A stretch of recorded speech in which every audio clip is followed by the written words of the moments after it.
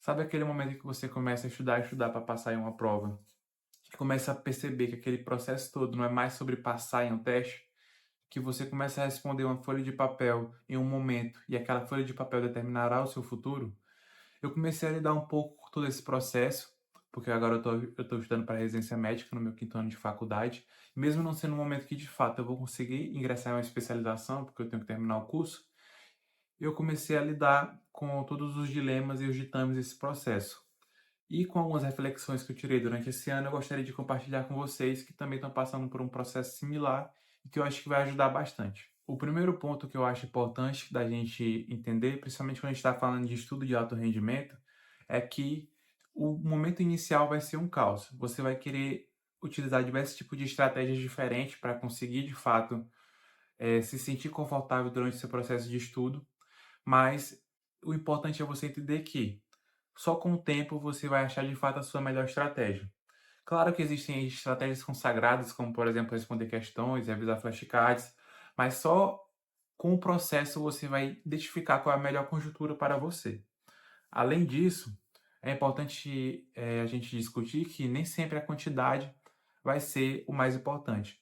Muitas vezes no início você sempre vai querer ficar analisando a quantidade de questões que você respondeu, quantas folhas você leu em um dia, quantos flashcards você revisou, mas no fim das contas nem sempre isso é o mais importante. Muitas vezes o mais importante é a qualidade, o quanto você consegue aproveitar daquilo, o quanto você consegue aprender a partir daquilo. Porque muitas vezes quando a gente fica preso nessa questão da quantidade, você começa a querer se comparar com outras pessoas, comparar os seus resultados com outras pessoas, isso vai acabar te deixando ansioso, depressivo e até mesmo desmotivado com o teu processo de estudo.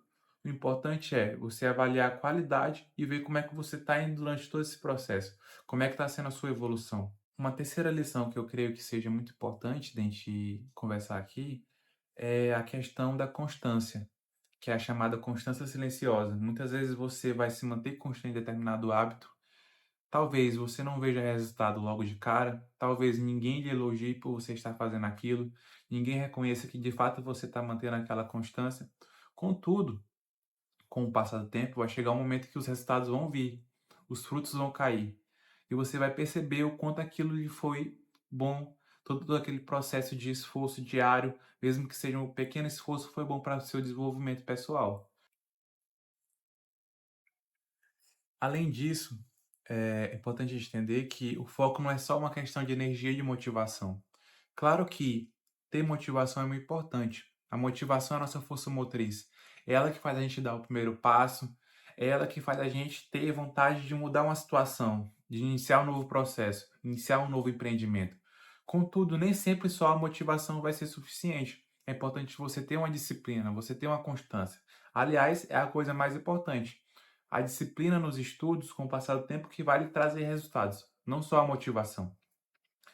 E para que você tenha uma disciplina adequada, é importante você ter uma energia mental adequada. E é importante você preservar sua energia mental durante todo esse processo. Logo, toda aquela questão de você não se comparar, de você evitar um estresse excessivo, de você não se sobrecarregar, vai ser muito importante durante todo esse processo.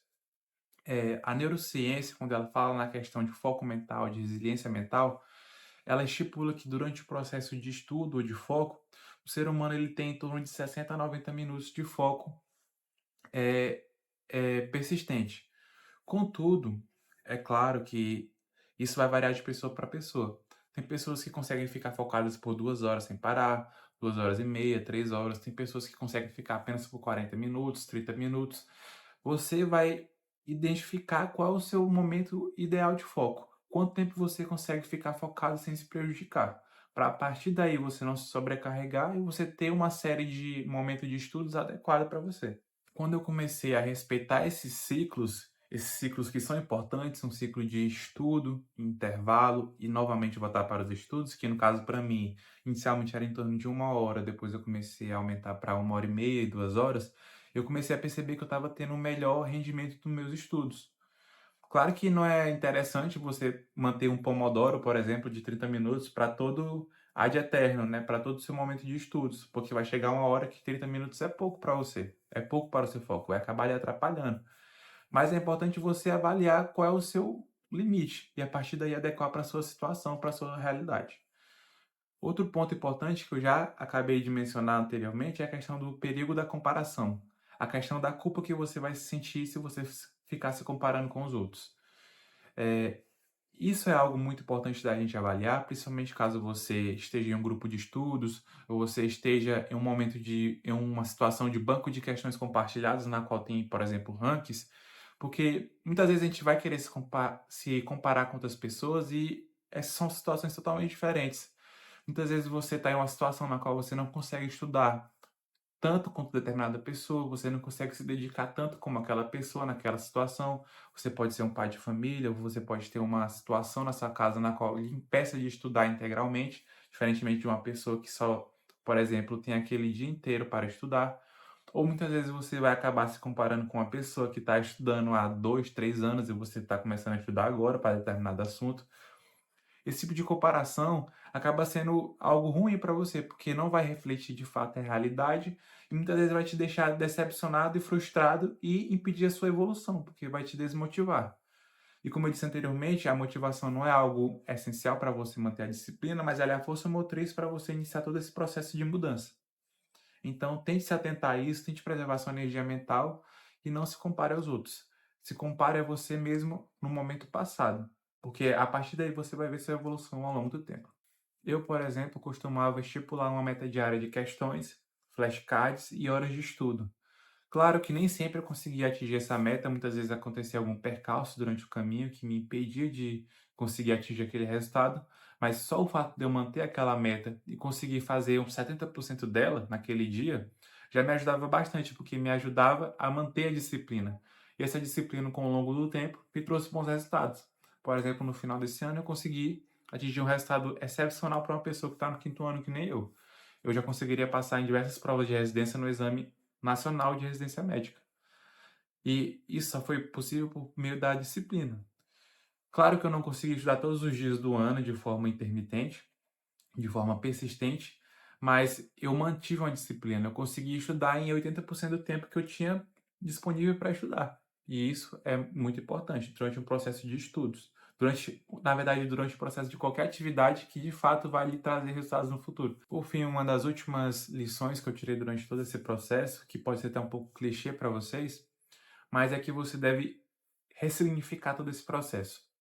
Você tem que tirar uma lição a partir disso, você tem que ver qual é o significado de tudo isso. Por exemplo, por que que você está estudando? Por que que você senta todo dia para abrir o seu livro, para responder determinadas questões, para fazer determinado trabalho? Por que que você está fazendo isso todo dia?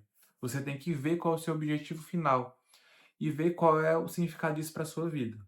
Vamos citar um exemplo, a minha situação. Eu quero utilizar esses meus estudos para me tornar um médico melhor, para conseguir ajudar mais pessoas, para não ser uma pessoa que, como a gente fala no âmbito da medicina, iatrogênica. Não quero ser um profissional iatrogênico, eu quero ser de fato um médico de excelência. E eu quero ajudar várias pessoas, a minha família, principalmente com os ganhos financeiros que eu vou ter com esse meu trabalho. Logo, eu tirei um significado a partir disso. Eu quero de fato ser uma pessoa grande a partir dos meus esforços. E você tem que utilizar isso também. Você tem que refletir e tentar entender por que que você está fazendo aquilo tudo. O que é que você vai tirar a partir daquilo tudo.